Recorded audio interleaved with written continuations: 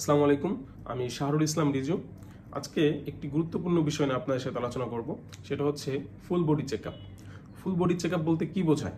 আপনারা আমাদের কাছে অনেক সময় জিজ্ঞাসা করে থাকেন যে ডাক্তার আমাকে ফুল বডি চেকআপ করতে বলছে, তো এর মধ্যে কি কি টেস্টগুলো করব। আজকে আমরা এই বিষয় নিয়ে আলোচনা করব।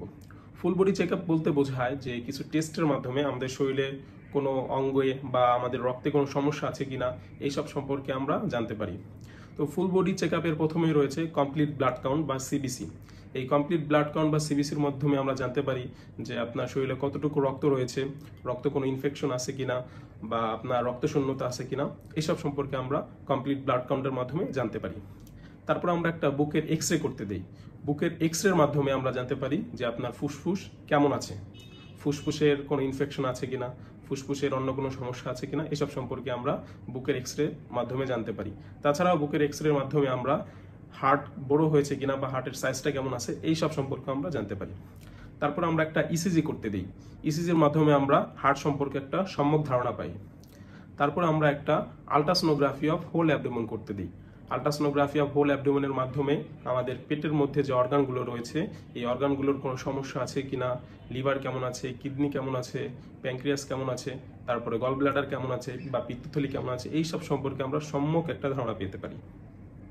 তারপরে আমরা একটা আরবিএস করতে দিই, অর্থাৎ র্যান্ডম ব্লাড সুগার করতে দিই। র্যান্ডম ব্লাড সুগারের মাধ্যমে আমরা জানতে পারি যে আপনার রক্তের শর্করা কতটুকু আছে, আপনার ডায়াবেটিস আছে কি না, এসব সম্পর্কে জানতে চাই। তারপরে আমরা একটা সেরাম ক্রিয়েটিনিন করতে দিই। সেরাম ক্রিয়েটিনিনের মাধ্যমে আমরা কিডনির কোনো সমস্যা আছে কিনা এসব সম্পর্কে আমরা জানতে পারি। এরপরে আমরা প্রস্রাবের পরীক্ষা করতে দিই, অর্থাৎ ইউরিন আরএমই করতে দিই। ইউরিন আরএমির মাধ্যমে আমরা বিভিন্ন ধরনের রোগ নির্ণয় করতে পারি। আপনার ইউরিনের সাথে গ্লুকোজ যাচ্ছে কিনা, ইউরিনের সাথে ব্লাড যাচ্ছে কিনা, ইউরিনের সাথে প্রোটিন যাচ্ছে কিনা, এছাড়াও অন্যান্য জিনিস আমরা এই ইউরিন আরএমির মাধ্যমে নির্ণয় করতে পারি। এরপরে আমরা একটা লিভার ফাংশন টেস্ট করতে দিই। লিভার ফাংশন টেস্টের মাধ্যমে অনেক ধরনের ডিজিজ, লিভারের কোনো সমস্যা আছে কিনা এইসব সম্পর্কে আমরা জানতে পারি।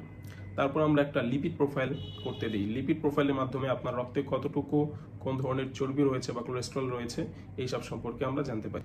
তারপরে আমরা থাইরয়েড ফাংশন টেস্ট করতে দিই। থাইরয়েড ফাংশন টেস্টের মাধ্যমে আমাদের থাইরয়েড গ্ল্যান্ডের কি অবস্থা, থাইরয়েড হরমোনগুলো কেমন আছে এসব সম্পর্কে আমরা জানতে পারি। আমরা যদি সব টেস্টগুলো একসাথে করি তাহলে সিবিসি, একটা চেস্ট এক্স রে, একটা ইসিজি, একটা আলট্রাসোনোগ্রাফি, একটা র্যান্ডম ব্লাড সুগার, একটা সেরাম ক্রিয়েটিনিন, একটা ইউরিন আরএমই, একটা লিভার ফাংশন টেস্ট, একটা লিপিড প্রোফাইল এবং একটা থাইরয়েড ফাংশন টেস্ট। এই টেস্টগুলো ছাড়াও অন্যান্য টেস্টগুলো রয়েছে।